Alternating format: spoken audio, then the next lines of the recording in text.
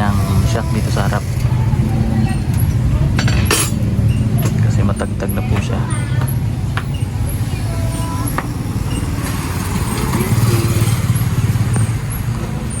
Tapos mayroon tayong pinakamalakasang sticker ni JR TV. Shoutout kay Fidel. Good vibes lang. Good vibes lang, Fidel.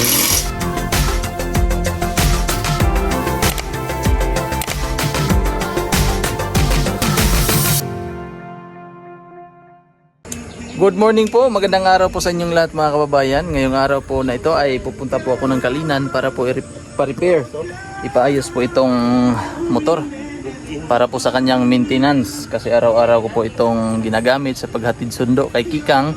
Tapos dito sa shop, pupunta sa shop at kahit saan po ginagamit po namin ito, kaya kailangan din po ng motor ng maintenance, kailangan din po ma-maintain. So papalitan ko po ito ng oil seal dito po sa harap kasi pumutok. Tapos itong kanyang brake pads, papalitan ko rin po ito. At itong kanyang sprocket ng kadena, pati kadena po ay papalitan, set na po siya dito. Ito po mga kababayan, para po mabilis at malakas po siyang humatak at mabilis po siyang tumakbo. Kasi kapag dalawa po kami ni Mrs., lalo na po kung kasama namin si Kikang, mabigat na po kami, kaya nahihirapan ang motor. Samahan po ninyo kami ngayong araw na ito mga kababayan sa aking daily vlog. Let's go po. Yan po siya mga kababayan. Ang papalitan dito ay ang sprocket kasi mahina po siyang humatak sa pakyat, pangat po, pangat ng bukid, pakyat. Kaya papalitan ko po siya ng mas malaking sprocket. Yan po ang sprocket niya, bagong kabit, 48 by 13. Yan, kasi ang stock ay 38 by 14. Tapos maintenance ko rin po itong telescopic or ang kanyang shock po sa harap kasi pumutok na yung kanyang oil seal. Mahirap na po pag patagalin, masisira ang kanyang, magkakagasgas ang telescopic. Dito kami ngayon sa shop sa Kalinan, kasama ko si Mrs. kasi gamit na gamit po itong motor, kailangan din i-maintain para hindi matuluyan kung ano man ang kanyang mga minor na mga problema.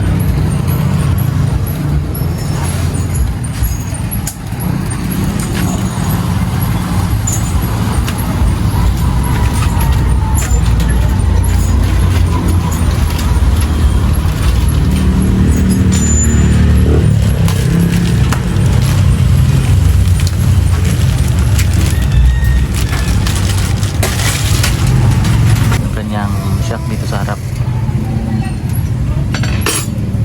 kasi matagtag na po siya.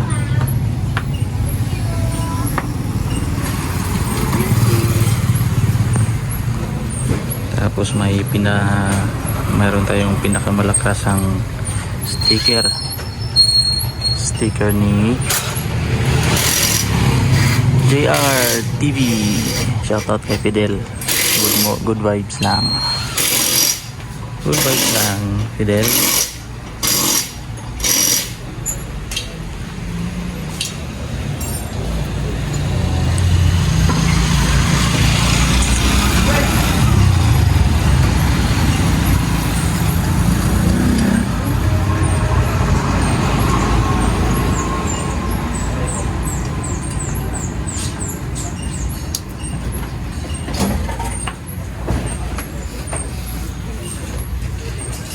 So nakauwi na po tayo mga kababayan, galing po sa pagpapaayos ng motor. At dito po sa area ni Mrs. sa may shop, papalinisan ko po ito para po mapatuloy kasi hindi na pagpatuloy ni Justin kasi sa busy ng kanyang life, punta paghatid sundo sa kanyang kapatid. So nandito ang ating, nagbayad na lang po ako para sa pagtatabas dito, simula dito papunta doon. Malinis naman na po yung iba. Ito na lang po mga kahoy ang puputulin pa, at para din po malinis dito sa likod ng lumang bahay ni Lola. Yan, kasi bala ko po dito gibain po yan dito para yung shop atrasan dito, paatras, kasi masyadong maliit po sa amin. Bali 4 po kami katao dyan sa shop na nagbabantay, nagre-repair. So kailangan po ng medyo malaki-laking area para malinisan po dito. Ito po ay ang aming kapitbahay din. Daming lamok.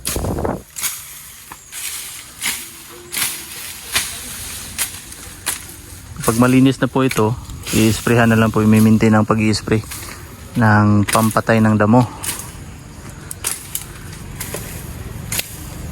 Grabe talagang lamok mga kababayan. Pag medyo mahamog ang area, maraming lamok. Tulad nung doon sa Agusan, maraming lamok, medyo gubat.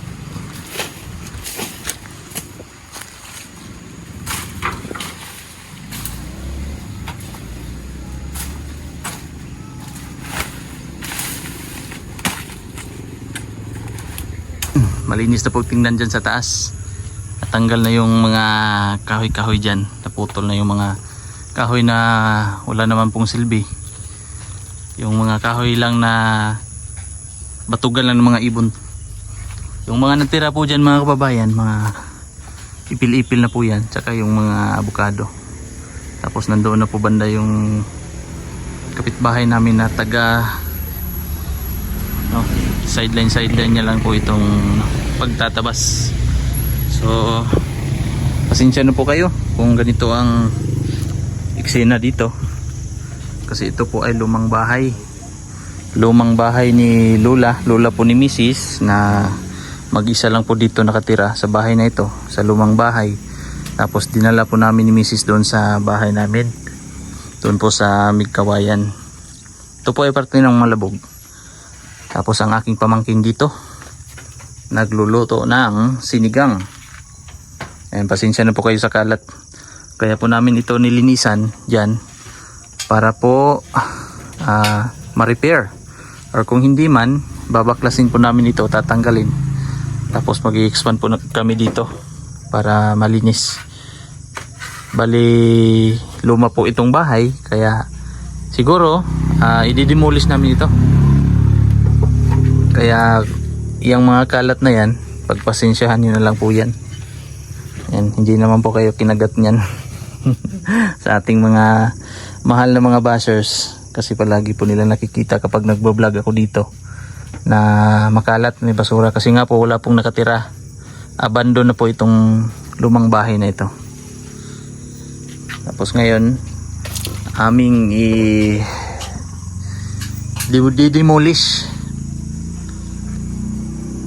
para mag-expand po kami dito sa likod. Dito po mga kababayan, pag may magka-income tayo ng makaipon-ipon, i-demolish po namin ito. Plano ko na po ito na i-demolish yan dito banda, kasi po itong kabila pagmamayari na po ito ng tito ni Mrs. Bali nahati po itong bahay dito, tapos ito parte na ng lupa ni Mrs. Tapos dyan banda hati lupa naman yan ng tito ni Mrs. So ito, pasensya na kayo sa kalat, mawawala yan, tatanggalin namin yan kapag na-demolish na ito. Si Chris nasa Liban. So balik tayo dito sa nilulutong sinigang ala Jillian. Chef Jillian. May pusa. Pang-cutting ng ano, damo. Dali natin yan. Huwag dyan, malagay sa ano. Dumi. May pay-pay lang. Sige naman yan. Kusog na na.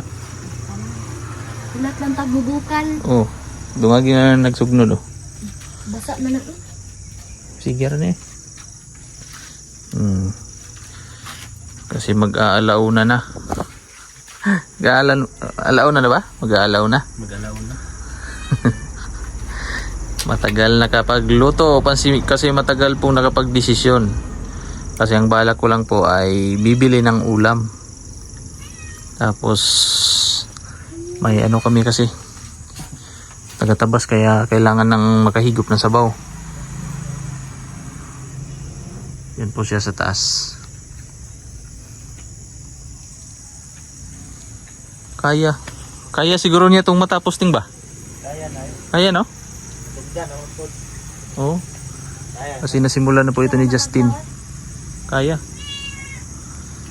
Siguro mamaya mga kababayan, tapos na yan. Doon lang po banda. Doon, banda. Hindi makita. Tapos paakyat. Tapos ito, straight na ito. Dito, pa ganun. May mga tanim na avocado, lansones. May lansones din dyan, saging. Tapos may mga lansones doon, may durian. So, plano ko nga po dito, taniman ng durian, mga prutas. At least may maani tayo kaysa bibili pa. Tapos dyan banda. Pinaiwan ko yung mga may silbi ng mga kahoy, yung mga matitibay para po sa gagawing kubo dyan. Para overlooking. Dito tayo. May pusa si Justin. May pusa ni Justin. Ito. Pag na-demolish na po ito, malinis na ito. Malinis na tignan. Pwede na niya siya pang-pay-pay. Pwede na yan. Si Jillian po ay chef cook doon sa bahay nila. Kasi magaling po siyang kumain. Tapos Balik. puro kain lang to, hindi marunong magluto. Ito ay special din ni Jillian na sinigang. Lahat po ng niluluto para sa akin special. Tapos ang nagluto special din. Special child. Kumuha lang po kami dyan ng mga lumang mapaglutuan. Yan. Lumang rice cooker, yung kanyang lagayan. Malinis pa naman po. Magagamit pa. So ayan po mga kababayan, at luto na po itong ating sinigang na niluto ni Jillian baby. Uy, please wait daw, camera is starting. Siyempre kasama ko po itong aking mga Nani Corinti. Pamangkin. Aking mga pamangkin mga kababayan. Si Justin, si Shane, tsaka si Jillian. At saka ang aming kapitbahay. Yay! Nanay ko rin. Kain na po tayo. Yay! Tapos may kuryente na mga kababayan. Makakapag-repair na po kami ngayon. Kasi hinihintay lang po namin na magka-kuryente. Na may kuryente na. Kasi hindi po kami makagalaw kapag walang kuryente. Automatic ito. Automatic. Itong isa, automatic din. On. So, kain po tayo mga kababayan. Kain po muna kami. Okay, let us pray. Father, nag-directed ka po sa blessing. Napag ka na mo. Kami nag-aampo, Lord, na makatagin mo. Sa mga palawas. O dugang kagwapag-kagwapo. In Jesus' name we pray, amen. Amen. Gwapag ka si Jillian, Lord. Kain. Dapat lang hug mo ito. Ali. Jason. Halika. Paglahig, plato, please. Upuan. Oh. Diri na ang atong bisita. Ay, ang atong puan. Atong bisita. Ting, pagkuha na guys, dali ba? Yeah. malinis na po dito sa aking likuran. Titingnan natin doon.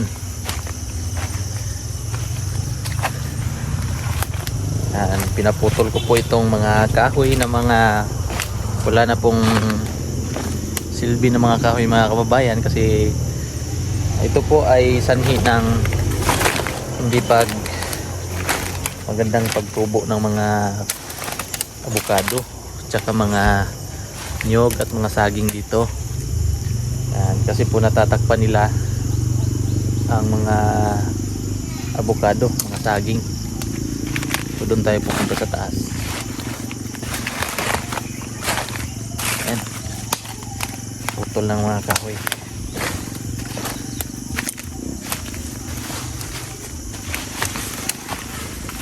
Yeah.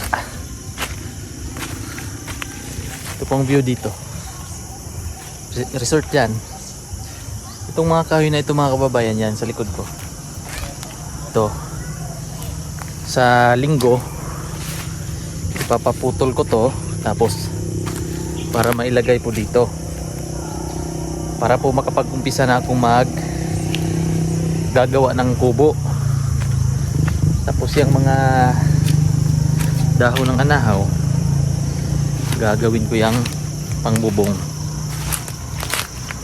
Para maganda pong tingnan, parang native style talaga. Ito mga kahoy na to, mga tuwid. Tapos itong mga avocado, yan malinis na. Mga isang linggo nito, tuyo na tong mga kahoy na to.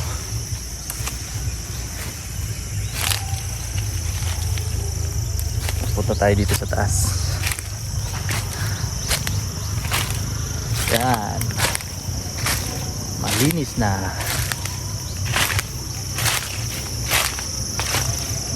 Dito sana maganda magtayo ng kubo. Dito na lang siguro, kaso medyo malayo dun sa shop. Doon na lang siguro talaga. May malaking puno dyan mga kababayan. Pwede din na tree house na lang ang gawin ko. Dito. Sa linggo na lang po ito itutuloy ng aming kapitbahay. Kasi nagtatabasin sila. Pati po pala dito, hindi pa natabas.